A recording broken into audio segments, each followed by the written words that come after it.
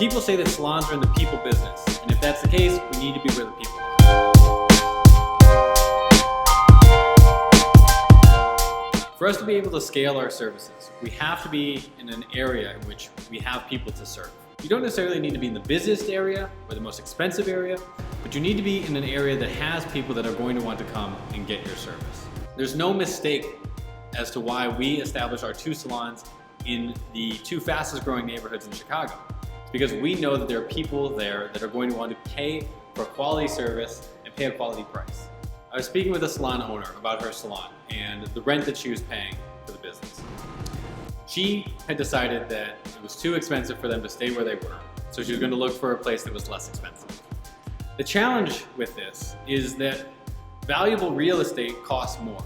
Now there's different ways to establish how valuable a piece of property is.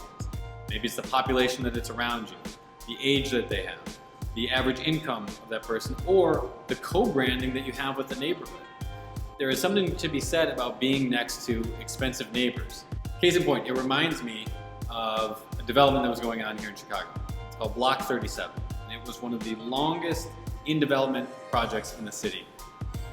And one of the big keystone stores that they had was the Apple store. So, of course, Apple being Apple, everybody wanted to be a part of this new development. And then Apple pulled out of the project. They opened a different store on the north side of town. So then everybody pulled out of the Block 37 development and it almost crushed the project. We're talking about hundreds of millions of dollars, all because of one tenant didn't want to be a part of that development. That shows you how strong it is to have popular neighbors, because by having a neighbor like that, you're able to have high traffic versus low traffic, which immediately means that you have a better chance of getting walk-ins. These are all the kind of topics that we talk about in our Salontrepreneur business class.